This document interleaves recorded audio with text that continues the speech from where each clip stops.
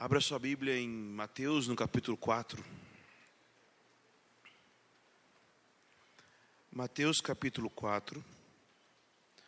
Nós vamos ler a partir do versículo 12, ok?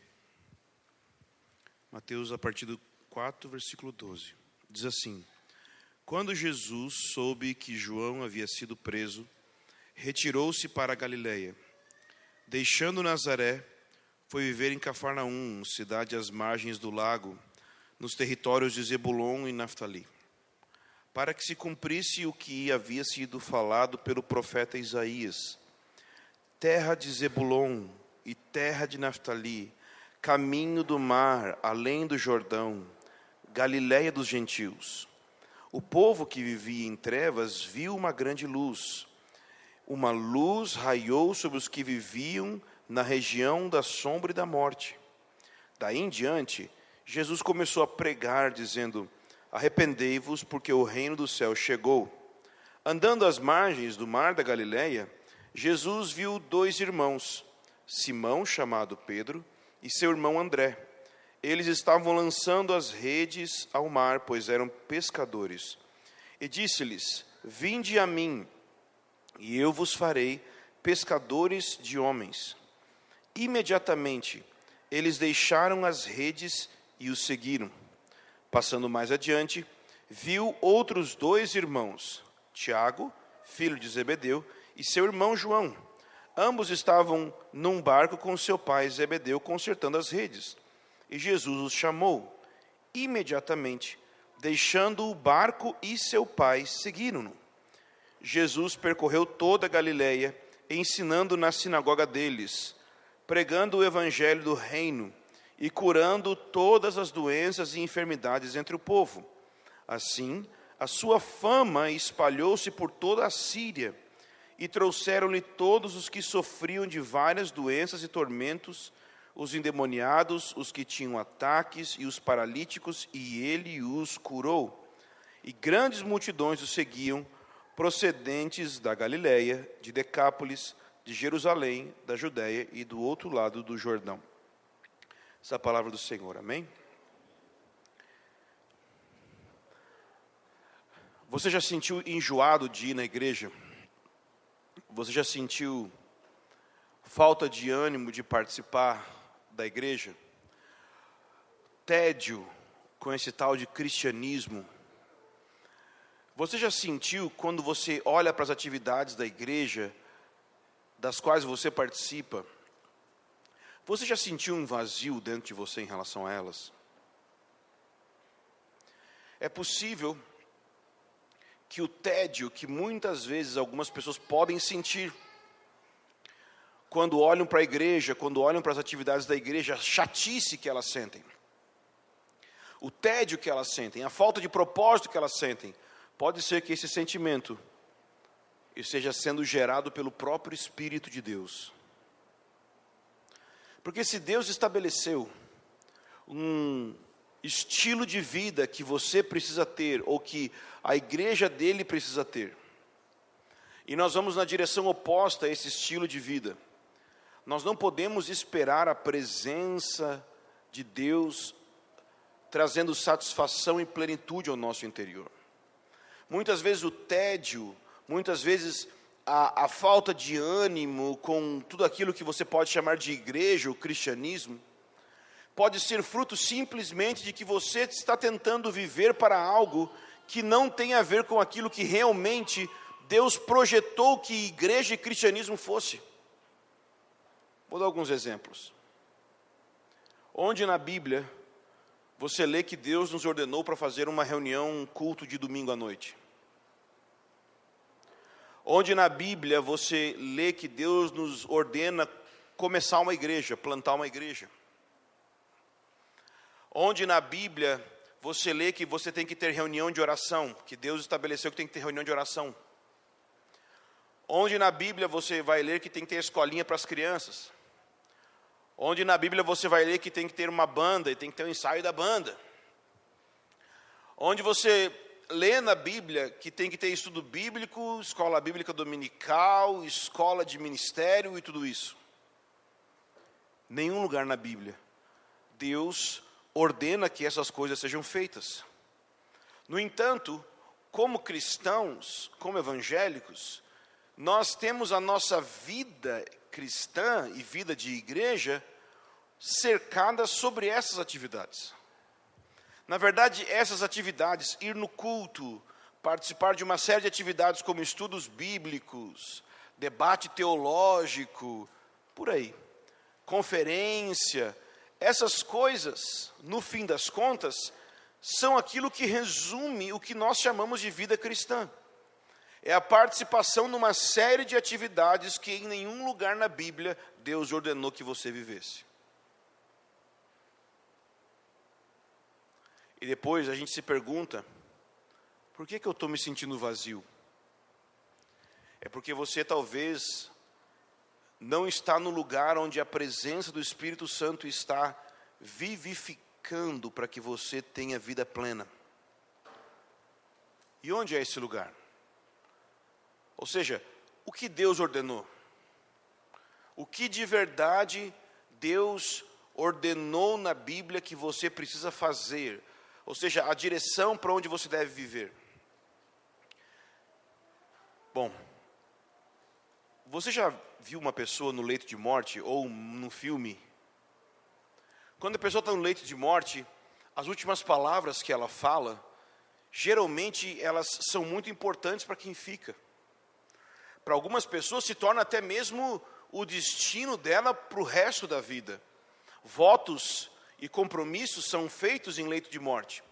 As últimas palavras de uma pessoa são importantíssimas para aqueles que ficam. Jesus não teve leito de morte, mas Jesus teve últimas palavras. As últimas palavras de Jesus, antes de ele voltar ao Pai e enviar o Espírito Santo, e de tudo aquilo que você vê em Atos, Jesus disse o seguinte para os seus discípulos: vão por todo esse mundo, façam discípulos, e sinais vão acompanhar aqueles que creem.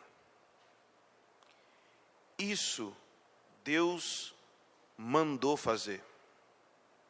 Ir por todo mundo, fazer discípulos, e então sinais vão acompanhar aqueles que creem. O meu esboço hoje, da palavra que eu quero ministrar para você, ele é dividido nessas três frases, com esses três pensamentos: ir por todo mundo, fazer discípulos, esses sinais vão acompanhar aqueles que creem. Gente, Jesus não mandou fazer igreja. Jesus ordenou fazer discípulos. Igreja, qual que é o coletivo de peixe? E qual é o coletivo de discípulo? Igreja. Igreja é simplesmente vários discípulos juntos, vivendo a vida de Jesus coletivamente. Igreja não é uma instituição, igreja é um organismo compartilhado da vida dos discípulos de Jesus. Nós não devemos tentar fazer igreja, nós devemos tentar fazer discípulos, e na medida que eu faço discípulos, a igreja surge. Ou seja, Jesus nunca mandou fazer reunião de oração, mas os discípulos oram e por isso reuniões de oração acontecem. Mas se nossas reuniões de oração não são fruto de sermos discípulos de Jesus, elas ficam sem sentido. Jesus não ordenou fazer culto de domingo, mas nós nos unimos no domingo para cultuar porque somos discípulos. E somente na medida que somos, e porque somos fazemos o culto, é que o culto recebe significado. Mas quando o culto começa a ficar vazio, é porque o meu estilo de vida já não é mais de um discípulo. Então eu tenho uma religião vazia de significado, esvaziada da realidade de por que aquilo existe. Jesus só te deu uma coisa para fazer: discípulos. É só isso que você precisa se ocupar. E se você se ocupar em fazer isso, fazer discípulos de Jesus por resto da sua vida, eu garanto que as outras coisas vão surgir. Será que você é alguém chamado para o ministério profético? apostólico? Será que você é um evangelista? Será que você é chamado para trabalhar com música? Será que você é chamado no mercado de trabalho para ser um empresário? Então, tudo isso vai encontrar o seu lugar certo, na medida que você se preocupar com aquilo que é a preocupação central do coração do Espírito Santo: fazer discípulos. Alguns meses atrás, quando eu comecei a falar aqui em algumas reuniões, em algumas conversas, e até reorganizamos os grupos pequenos para que eles funcionassem melhor por causa do discipulado, a maior parte das conversas que eu tive de pessoas que vieram conversar comigo foi: mas quem vai ser meu discipulador? Você percebe como nós estamos cegos? Porque sua pergunta deveria de ser: eu vou discipular essa cidade. Não é a preocupação de quem vai cuidar de mim, mas Jesus me deu a missão de cuidar de outros. Jesus me deu a missão de amar outros. Jesus me deu a missão de me preocupar com outros. E na medida que eu me preocupo com outros, Ele se preocupa comigo. Então Jesus, Ele é exemplo, padrão e inspiração para todos aqueles que desejam de fato obedecer a ordem de Deus de fazermos discípulos em todas as nações. E esses sinais vão acompanhar aqueles que creem. Sinais, prodígios, maravilhas. Então, em primeiro lugar, Jesus nos ordenou irmos por todos os lugares. Vamos ler aqui. Mateus 4, versículo 12. Quando Jesus soube que João havia sido preso, retirou-se para a Galileia.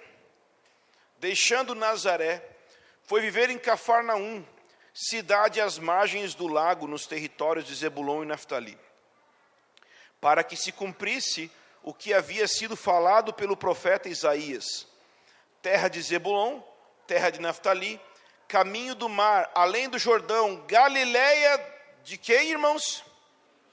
Dos gentios. O povo que vivia em trevas viu grande luz. Sim, uma luz raiou para os que viviam na região da sombra e da morte. Deus sempre quis as nações. Sempre esteve no coração do Pai abençoar todas as nações. E esse é o sentido do chamado de Deus para Abraão: em ti serão abençoadas, benditas, todas as etnias da terra. Então Deus sempre teve em mente tocar todas as nações. E esse é o motivo pelo qual Ele levantou Israel. Quando você chega no fim dos evangelhos, você percebe Jesus chamando, convocando os discípulos, para que eles deem continuidade exatamente a esse chamado, conectado com a missão de Israel, de tocar todas as nações com a graça do Evangelho de Jesus Cristo. Então Deus sempre teve todas as nações na sua mente. Deus sempre teve todas as pessoas na sua mente. Deus não tem um tipo de coração que está excluindo alguém. Deus quer todas as nações. E Ele quer todas as nações de tal forma, Ele quer todas as pessoas de tal forma, que você lê aqui que quando João foi preso, Jesus se retirou da sua cidade, onde ele foi criado, Nazaré, e ele foi morar numa outra região, e nessa região tinham muitos gentios, ou seja, não judeus, pessoas de outras nações. Em primeiro lugar, Jesus estava numa situação de perigo, porque João, que era aquele que preparara o caminho a ele, havia sido decapitado pelo governo. E Jesus, ao invés de se retirar e querer então ficar distante da vida pública, porque havia perigo, pelo contrário, é aí que ele inicia o ministério dele. Jesus não se acovardou diante da perseguição. Jesus foi na direção daquilo que era necessário para desenvolver o ministério dele. Quantos aqui querem ter um ministério no estilo de Jesus, amém? Você precisa, em nome de Jesus, parar de correr de tudo aquilo que pode gerar desconforto e, na verdade, olhar circunstâncias de desconforto, circunstâncias de contrariedade e perceber em Deus, ali está o teu chamado, ali está o teu ministério. Aquilo ali não é para você se proteger e fugir, é exatamente para cima daquilo ali que você precisa correr para exercer seu chamado. Imagine Jesus vendo João, sabendo que João havia sido morto. O que será que eu faço? Eu vou começar meu ministério. Quando nós olhamos contrariedade na nossa vida, a gente pensa o quê? Nossa, eu tenho que fazer de tudo para parar com o ministério. Eu tenho que fazer de tudo para parar. Eu tenho que ir para outro lugar. Eu tenho que ir para um lugar onde eu tenha paz. E quando tudo estiver certo na minha vida, então sim eu posso começar o ministério.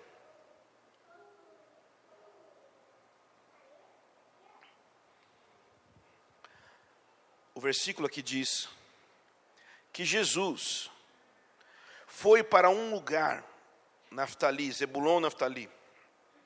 É a profecia de Isaías 9. E olha só o que Mateus percebe na ida de Jesus para esse lugar. Ele diz no versículo 14 que quando Jesus foi para lá, se cumpriu uma profecia. E você prestou atenção no conteúdo da profecia?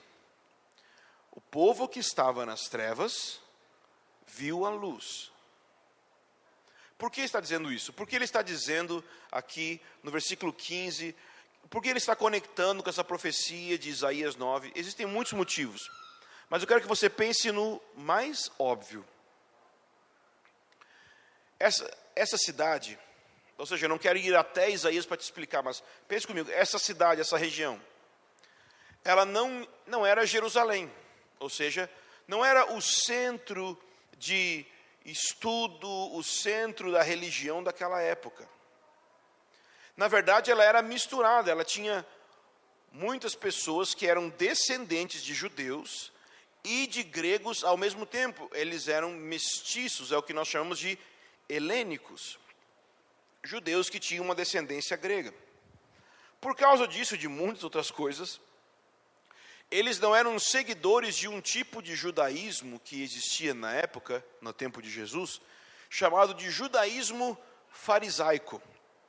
Quando a gente fala farisaico, lembra muito hipocrisia, né? Mas no tempo deles não era exatamente isso que significava. Significou depois do ministério de Jesus, de tanta denúncia que ele fez. Mas farisaico era simplesmente um estilo de judaísmo. Era só um jeito de interpretar a Bíblia. E era a maneira mais importante daquela época. Era a maneira que era mais respeitada da época. E o que acontece? As pessoas daquela região não abraçavam esse tipo de judaísmo, não abraçavam esse estilo de interpretação da Bíblia. Por causa disso, eles eram considerados como um povo que estava em trevas. Eles eram considerados um povo que estava na ignorância. Eles eram considerados um povo que não entendia nada do que estava acontecendo na vida. Jerusalém, a capital, era o lugar da luz. Jerusalém era o lugar da sabedoria. Jerusalém era o lugar que, entre aspas, na mente dos homens, Deus estava abençoando. Mas essa região da Galileia, esse povo está em trevas. Pois então, é exatamente para lá que Jesus vai. Ao invés de ir para o centro onde está todo mundo aplaudindo, achando que lá que a religião está dando certo, Jesus vai para o outro lado, inesperadamente para o lugar onde tem mais trevas. Isso me ensina muita coisa para a minha vida. Me ensina que Jesus não foge das trevas. Ele vai direto nas trevas da sua vida. Ele vai no lugar mais escuro da sua vida e ele pega as malas e ele se muda para lá. Já parou para pensar que Deus decidiu colocar o Espírito dele para habitar em nós muito antes de você ser perfeitinho e santo? Jesus foi morar na Galileia da sua alma, para fazer dela um lugar que tinha trevas e agora começa a ter luz.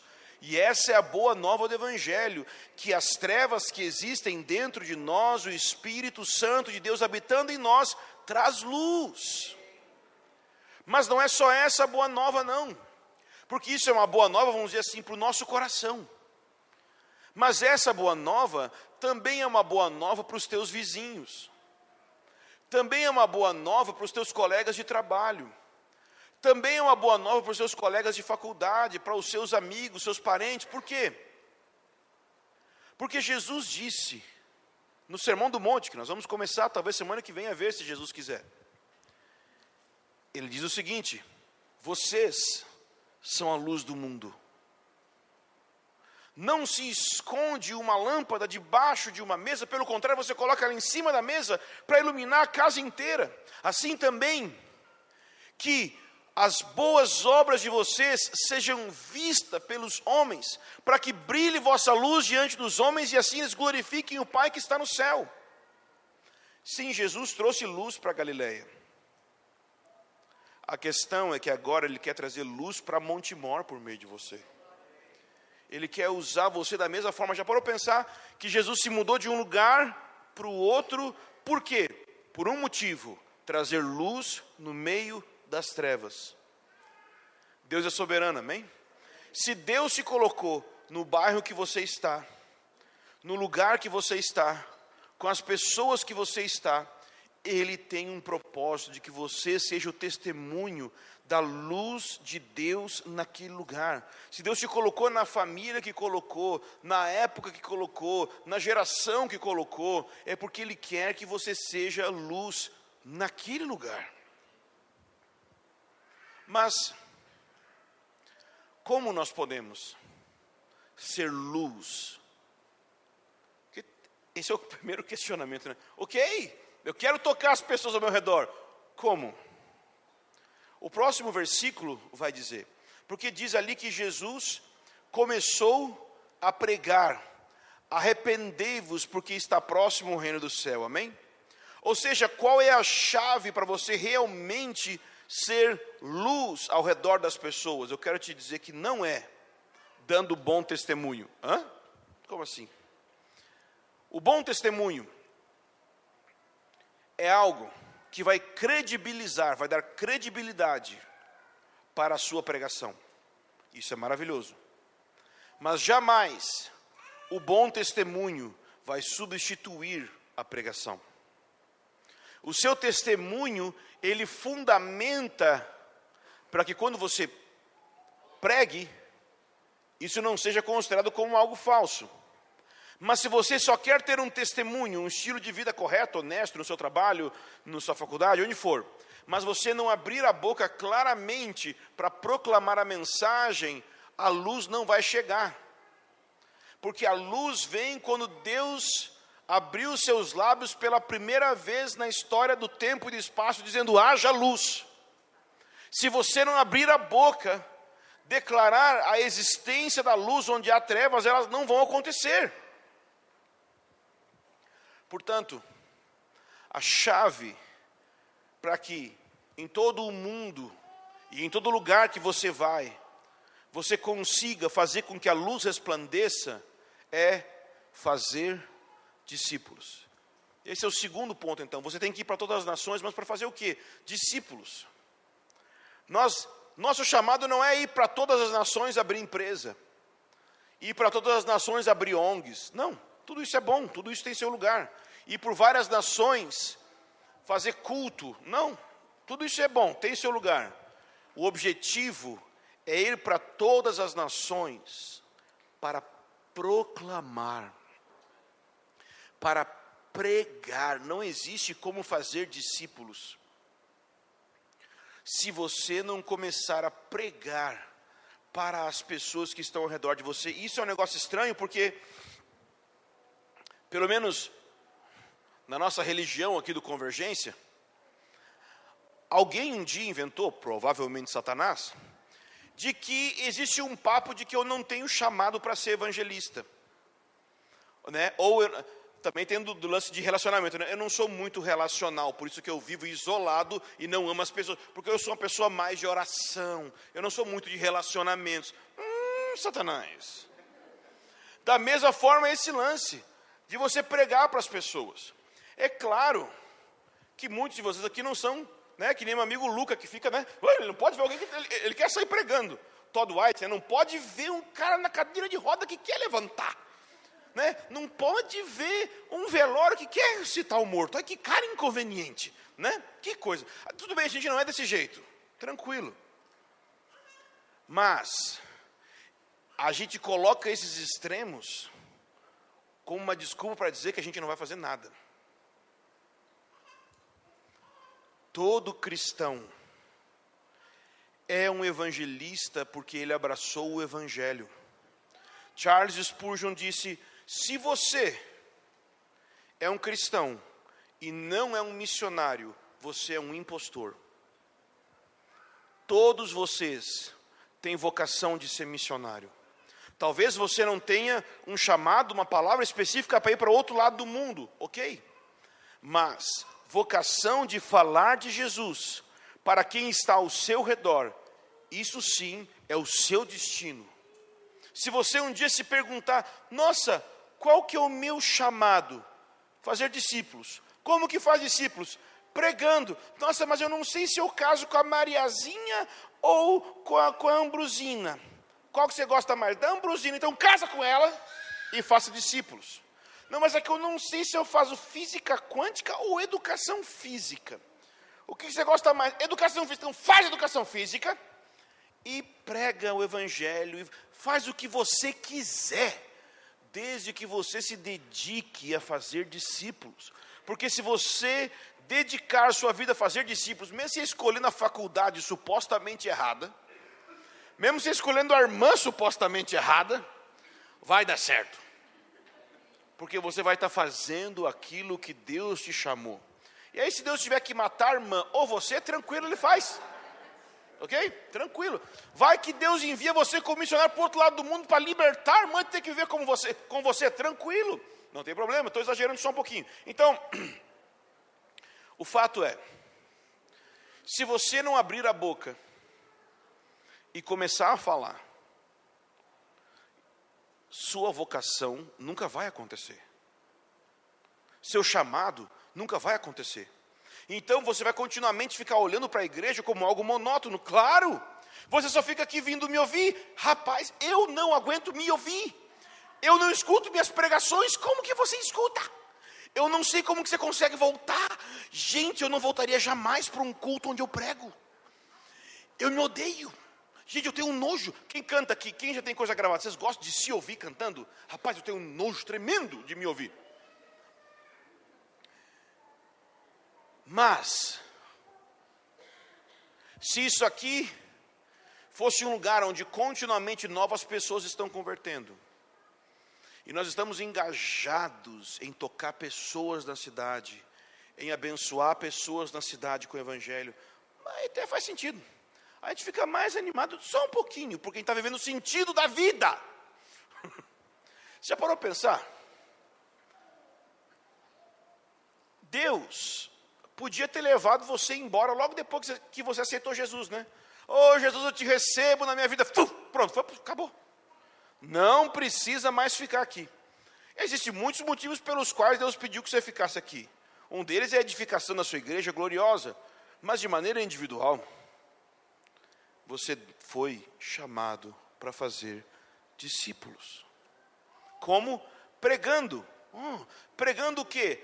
Arrependimento. Porque, tudo bem que tem gente que até prega, mas não prega arrependimento. Porque o tal do arrependimento que tem no Evangelho é aquela parte assim que o povo fica meio querendo te matar, sabe? É aquela parte que eles pensam, eu vou te dar uma pedrada. É aquela parte que eles falam, homofóbico, mas você nem falou de homossexualidade. Mas ele, é alguma coisa que ele quer xingar. Ah, Bolsonaro, mas eu nem votei nele. Tipo assim, eles acham que você tem alguma coisa que eles não gostam. Porque o arrependimento é aquilo que João Batista falou sobre o machado ser posto na raiz das árvores. Dali em diante, Jesus começou a pregar, arrependei-vos. Se nós não começamos o discipulado com uma pessoa, pelo arrependimento. Nós passamos a vida inteira tentando discipular um bode e a gente não sabe por que ele não muda. A gente já fez cura interior, a gente já fez quebra de maldição, a gente já fez assessment, a gente fez de tudo e ele não muda. Sim, porque precisa nascer de novo. Esforço, pressão, não vai fazer com que o discipulado de alguém aconteça. Charles Spurgeon novamente. Uma vez uma mulher chegou para ele e falou: por que você fica só pregando sobre nascer de novo? Porque você precisa nascer de novo.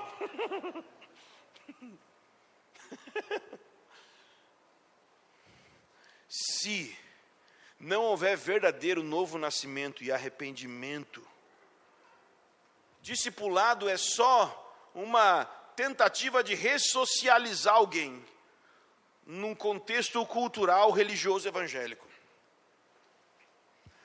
Discipulado é quando o coração da pessoa pelo evangelho é transformado e agora você vai ensinar ela como ela viver a partir dessas novas afeições que Deus concedeu a ela. Mas se ela nem recebeu essas afeições, nem começou a conversa. E talvez essa é a sua história. Talvez sua história é a história de alguém que se esforça muito para ser bom. Talvez você é alguém que se esforça para ser santo. Talvez você é alguém que se esforça para ser honesto. Mas de alguma forma é muito pesado. Você gostaria de orar, mas 1 hora, 2 horas de oração, para você é terrível. Você gostaria de gostar de ouvir a pregação, mas você sabe que você está fingindo. É porque você não tem a vida de Deus dentro de você. Talvez você canta as músicas, talvez você sabe de tudo, mas você não tem a vida de Deus dentro de você. Scogel, o antigo pregador, falava sobre a vida de Deus na alma do homem.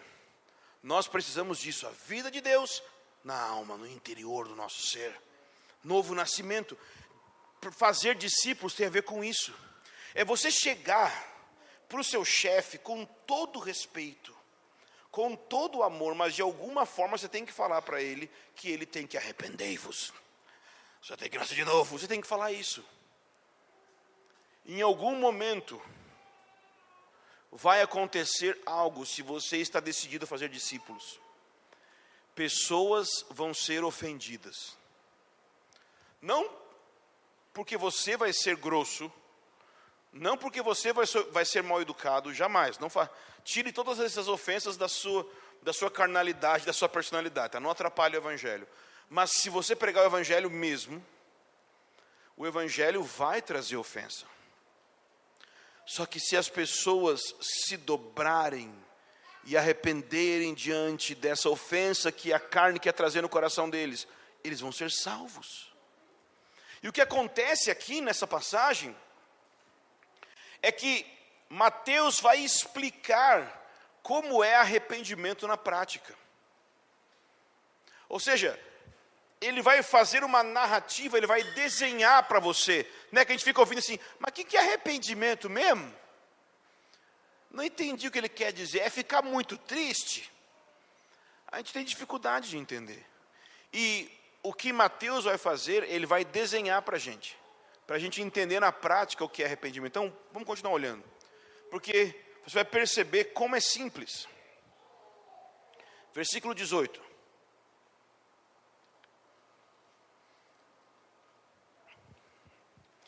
Andando às margens do mar da Galileia, Jesus viu 2 irmãos, Simão, chamado Pedro, e seu irmão André.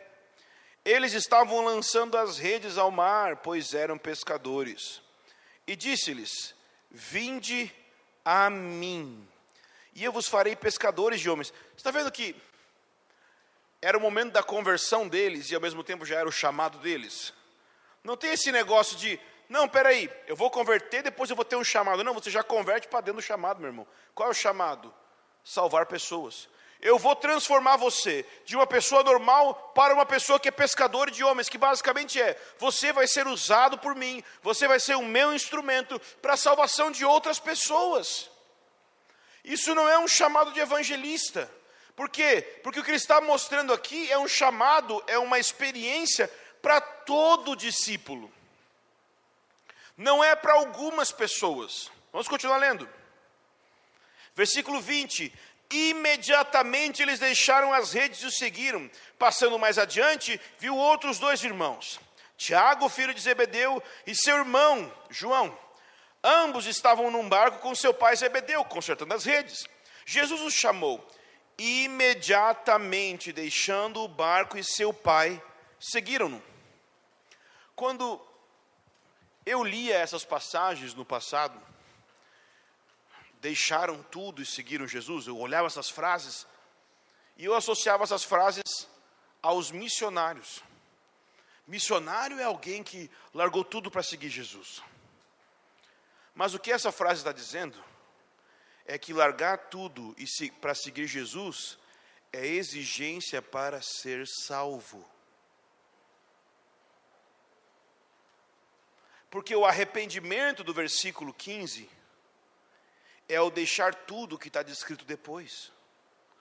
O arrependimento é exatamente igual a deixar as redes, deixar o trabalho, deixar o pai. Você percebe que 2 deles deixaram a família, não só o trabalho.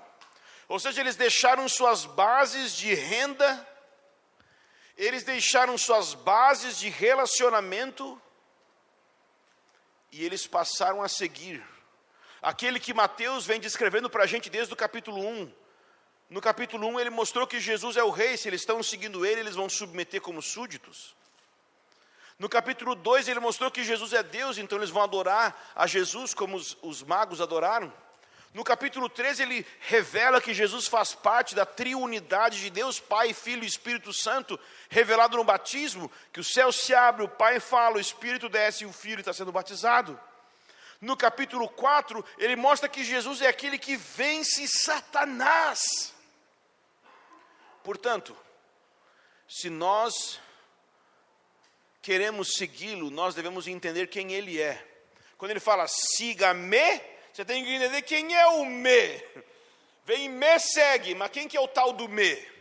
Quem é o eu, o sujeito aí da frase? É o Senhor.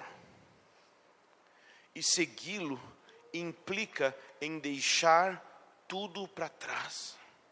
Não é simplesmente ouvir, entende? A gente pode pensar em discipulado muito como sendo, eu faço discipulado, que significa, eu leio uma apostila com um amigo meu uma vez por semana para aprender uns versículos. Eu faço discipulado.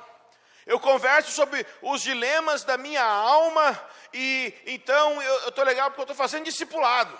Isso não é o que Jesus está chamando você. A essência do que Jesus está chamando é render tudo, entregar tudo e seguir Ele. E se não tem isso, não teve arrependimento. Sabe por que a gente fica tendo tanto problema com aconselhamento e pastoreio? Porque as pessoas simplesmente não converteram. Eu descobri um método de aconselhamento esses dias, que eu quero muito, todos vocês que tiverem problemas, eu descobri a solução de todos eles. Vocês vão agora ficar muito felizes. Em 3 perguntas, você resolve todos os problemas. Olha só. Primeiro, qual que é o seu problema? Conseguiu pensar? Pensa aí, qual que é o seu problema? Veio na sua cabeça o seu problema? Beleza. Segundo, o que a Bíblia diz sobre esse problema? Terceiro, por que nós estamos conversando ainda? Tranquilo, está resolvido os problemas. Vai fazer o que a Bíblia manda. Ah, mas é que... Ah, não tem papo com você não. Não. O que não, mas é que irmã, você não conhece. Não tem papo com você. Se alguém retrucar depois dessa última, o que a Bíblia diz, eu não tenho nada a ver com você. Não é minha função convencer você a obedecer aquilo que só o Espírito Santo pode convencer. Se a Bíblia já falou que você tem que fazer, vai e faz. Ah, eu não quero. Te vira então, aí. O que eu vou fazer? Vou fazer o serviço do Deus, que eu não consigo? Não tem como. Não tem como, impossível. Então, o fato é que discipulado e arrependimento é a mesma coisa. Ser discípulo nada mais é do que aprofundar no seu estilo de vida aquilo que aconteceu no início da sua vida. No início da sua jornada você teve uma espécie de crise, de encontro com Deus, chamado arrependimento. No arrependimento você entende que o pecado é errado, você sente que o pecado é errado e você decide andar na direção contrária ao pecado porque sabe que ele é errado. Ou seja, sua razão, sua emoção e sua vontade estão envolvidas nesse processo. Só que depois disso, esse arrependimento que foi um momento, agora ele se torna um estilo de vida, ele se torna um dia a dia que você vai ter. E é exatamente isso que esses discípulos tiveram. Eles ouviram um chamado, então eles deixaram tudo imediatamente. Sabe, talvez o problema da sua vida é que você está tentando seguir Jesus carregando com as coisas da sua vida, sabe? Mas não dá. Quem lembra do coquinho? Quem lembra da história do coquinho do Haroldo, hein? Ninguém lembra? Como é que pega macaco na África? Acho que é na África que ele quer a história. Você pega uma garrafinha, né? E a garrafa tem o gargalo, né? E aí você bota um coquinho pequenininho dentro da garrafa. Aí se amarra a garrafa numa árvore, alguma coisa assim. E aí o macaco vai lá e bota a mãozinha dele dentro da garrafa e pega o coquinho. E quando ele vai puxar, a mão está com o coquinho e não sai no gargalo, né? Querido, fica tranquilo, que o bicho não vai, está preso, mas não está amarrado, sim, mas ele não vai soltar, porque ele não quer soltar o coquinho. Então, tem irmão que não solta o coquinho e está preso na vida de pecado e tristeza e não sabe por quê. Solta o coquinho, irmão. Solta, deixa o pecado embora. Para de controlar a sua vida. Para de querer ser o dono da sua vida. Para de querer controlar tudo. Solta. Deixa os barcos para trás. Solta o cabo da nau, né? Deixa tudo e vai na direção do Senhor. Nós queremos muito a comunhão do Senhor, mas essa comunhão é proporcional à entrega. Aquilo que eu deixei, aquilo que eu abandonei. Colocando de outra forma, talvez você se questiona como discipular alguém. Nossa, eu não sei como é que eu faço para discipular. É claro que não. Porque você nunca vai saber ensinar alguém a chegar num lugar que você não chegou. A chave para você fazer discípulo é você ser discípulo primeiro. A chave para você conduzir as pessoas no caminho de obediência a Jesus é você estar obedecendo antes. Ou seja, não precisa de milhares de horas de estudo bíblico, mas estudo bíblico ajuda. Não precisa de milhares de horas de encontro para conversar sobre os dilemas da sua alma, pode ajudar. A questão é, você aprendeu o pulo do gato de como que obedece a Deus? Ensina para os teus irmãos mais novos. É isso.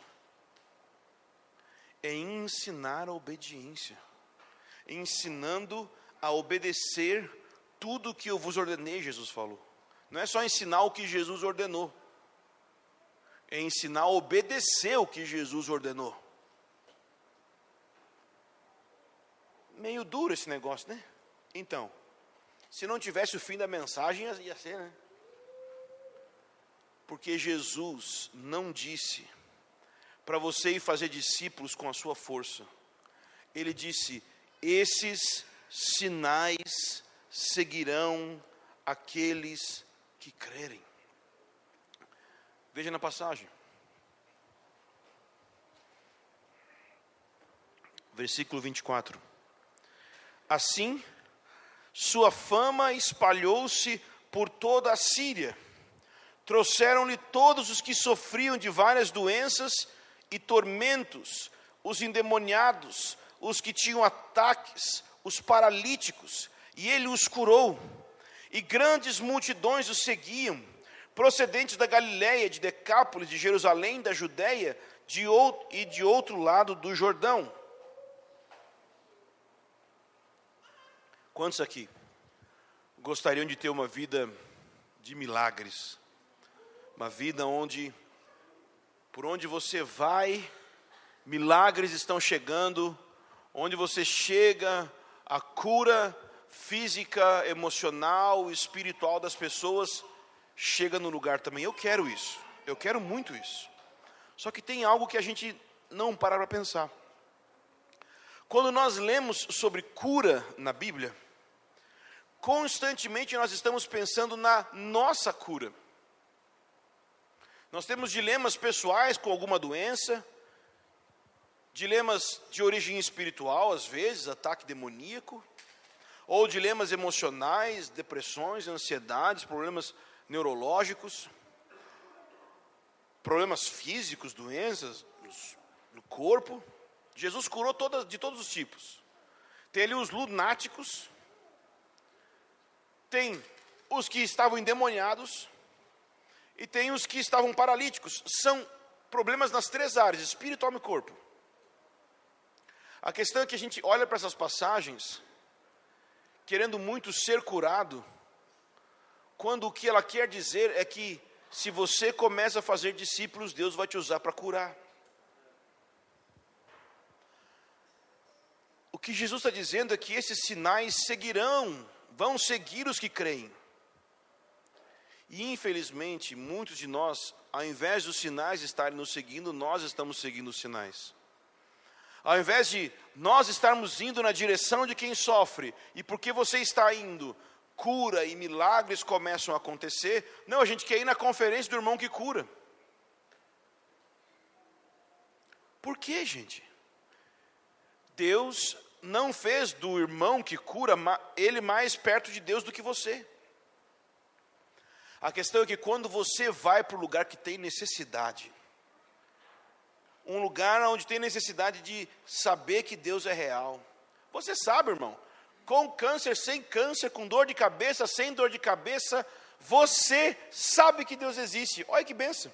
Se você morrer, tranquilo, que bênção, vai estar com Jesus. Seu vizinho não. Você não precisa de cura. Sabe por quê? Porque Jesus não está aqui para sarar teus probleminhas não, irmão. Jesus está aqui para levantar um exército.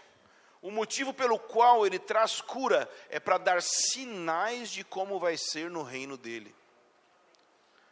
Por isso que ele diz, esses sinais seguirão os que creem. Por quê? O que é um sinal? É como uma placa, está apontando para algum lugar. Então você chega para alguém que não crê na realidade de Deus, na realidade do reino de Deus, Deus libera sinais para que ela creia. Mas enquanto você quer que os sinais aconteçam para você, você perde o sentido da coisa. Por quê? Porque você já sabe. Você já crê na Bíblia, você não está precisando de mais nada disso não, irmão. Você já tem o Espírito Santo em você. Você quer ver milagres? Vai onde as pessoas precisam. Dá um pulinho na África, irmão. Vai. Talvez você não vai curar uns 10 ou 12 ou 20 ou 40. Vai para um lugar onde tem falta. Dá um pulinho no Nordeste. Vai para o outro lado da sua rua. Esses dias, eu encontrei uma mulher na rua, que estava na cadeira de rodas quando alguns irmãos encontraram ela, há anos atrás. E ela não estava mais na cadeira de rodas. E eu lembrei que ela levantou da cadeira de rodas quando os irmãos oraram por ela. Se ela creu ou não creu no Evangelho, eu não estou dentro da alma dela para dizer. Mas ela recebeu um sinal. E não foi o pastor Ângelo que orou por ela, não. 2 semanas atrás, o Arlindo está plantando uma igreja lá em Campinas. O Espírito Santo começou a curar irmãos lá. Mas por quê? Porque ele está indo. Entende? Ele está indo.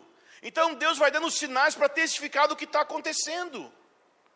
Para testemunhar no coração das pessoas. Eu não sou o alvo. Você não é o alvo. Com ou sem cura, a gente continua crendo nele. Mas as pessoas lá fora, se você decide, ei Deus, eu quero ir onde tem trevas, eu quero ir para Galiléia, eu quero chegar num lugar onde tem necessidade, e eu quero pregar arrependimento, e eu quero chamar as pessoas para te seguirem. O que você me garante? Você me garante o sucesso? Não, eu só garanto poder. Sucesso, se as pessoas vão converter ou não, isso é com Deus, não é com você. Mas Ele garante que Ele vai manifestar o poder dEle. Isso é garantido a todos vocês. Ele disse, eu estou com vocês todos os dias até a consumação dos séculos. Se vocês abrirem a boca para começar a pregar arrependimento para os vizinhos, se vocês abrirem a boca para começar a proclamar o evangelho para os colegas de trabalho, para os parentes de vocês que vêm aqui visitar vocês, o que vocês vão visitar, a luz de Deus vai brilhar sobre eles. E talvez você não se sente preparado. Mas querido, compara você com o endemoniado da esquina, você está um pouco melhor. Né? Se você tiver 10% menos endemoniado, já está tranquilo, já prega para ele. Quantos aqui já foram alguma vez na vida desviado e desviado pregaram para alguém? Eu fui. Ih, solta também? 2, 3, aí ó, viu? Eu estava desviado, você também? Eu estava um dia desviado e o cara que estava mais desviado que eu pregou para mim. Está fumando maconha? Aí o cara chamava Nairo Joe Manson Replay. É o nome do cara. Você imagina o tipo de ser humano que eu andava. Nairo Joe Manson Replay. Aí o Nairo olha para mim e fala, também? Mas do nada. Você não ora mais? Não jejua mais? Não vai mais no monte? Claro que Deus não abençoa, mas cara, não tinha contexto aquela frase. Eu falei, devolvi o baseado e voltei para casa, voltei para Jesus. Na hora, velho, caraca, meu. Prega. Ah, mas eu não estou muito... Prega. Deus vai te usar.